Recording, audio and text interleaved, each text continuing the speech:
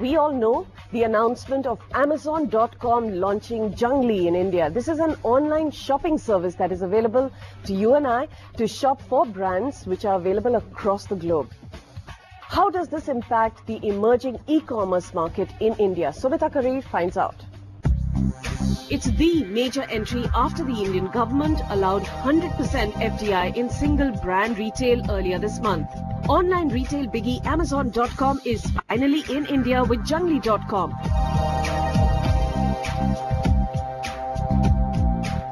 Offering over 12 million products from more than 14,000 Indian and global brands across 25 categories. Amazon acquired Junglee.com way back in 1998. But what's different about Junglee.com is that it provides a marketplace-like model where sellers can come, list and showcase their products while also driving traffic to its website. So unlike sites like Flipkart.com, users cannot directly buy from Junglee.com. But the question is, why would established players want to join Junglee? Amazon today, for example, is one of the leaders on cloud computing. So they have cloud servicing. So you have hosted services on Amazon, on the Amazon platform there. They have a couple of checkout processes which are very popular there. So these are various services when and if they plan to introduce in India. I think the Indian companies are going to benefit from using these services. For 23-year-old Rakesh Bhasin, buying online has turned into a habit. So whether it's buying groceries, ordering a book at a discounted rate, or getting the much-awaited smartphone, he does it all online. I buy 5-6 times a week. There are many others like Seher Motiwala, who chooses to buy her airline tickets online to avoid those massive airport queues. She even shops for limited edition apparel from virtual stores.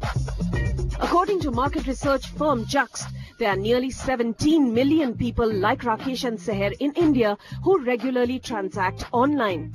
And this market is expected to grow at an impressive rate of 30%. Clearly, the Indian e-commerce industry is attracting a lot of vendors to its virtual reality. The number of internet users, I'm sure you would have seen the recent reports coming out, are now touching almost 100 million.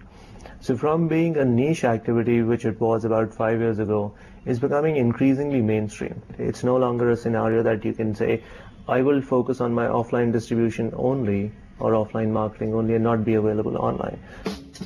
Fueling this massive growth is broadband penetration. Perhaps not as much as it should be, but 100 million online users is certainly not a small number. Aiding the growth of e-commerce is the rise in disposable incomes.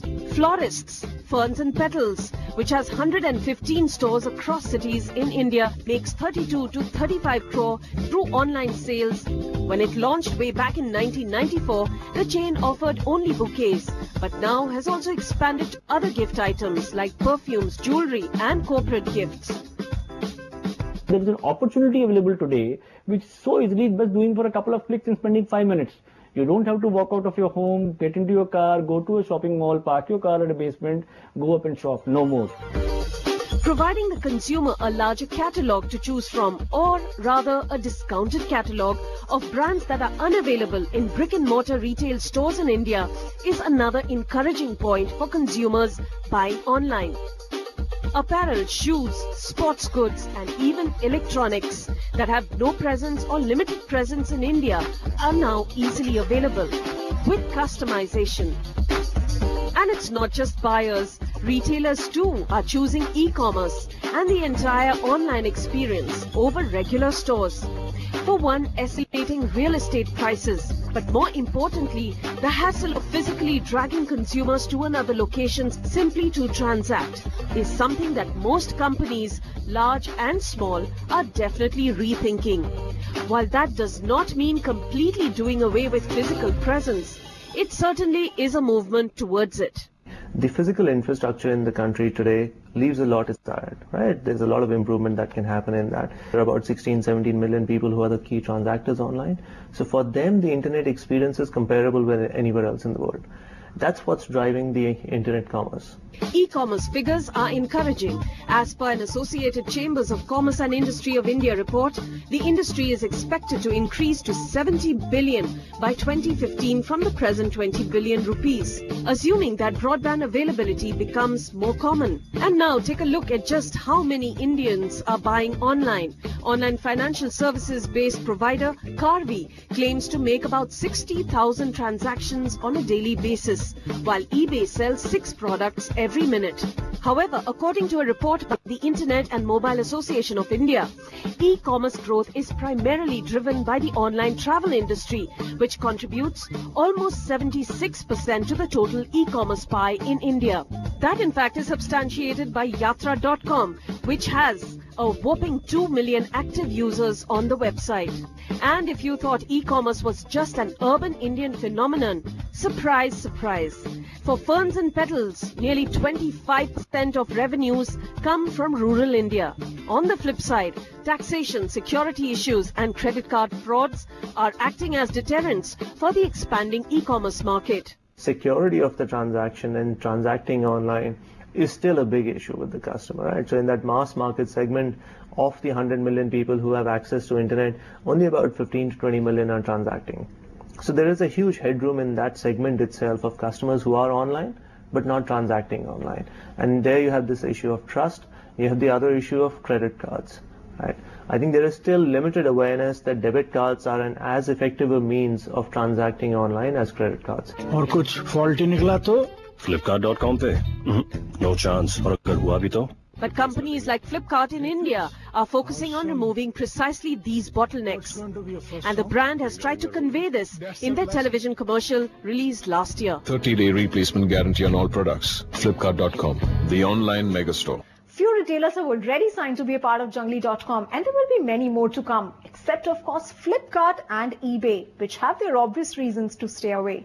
But all this while, all the eyes will be on Junglee.com to see actually how many people are shopping online. I'm really tempted by the cool gadgets that Junglee.com has to offer. So I'll see you soon. In New Delhi, Sumita Karir for NDTV Profit. Let's now take a look at some other ad news.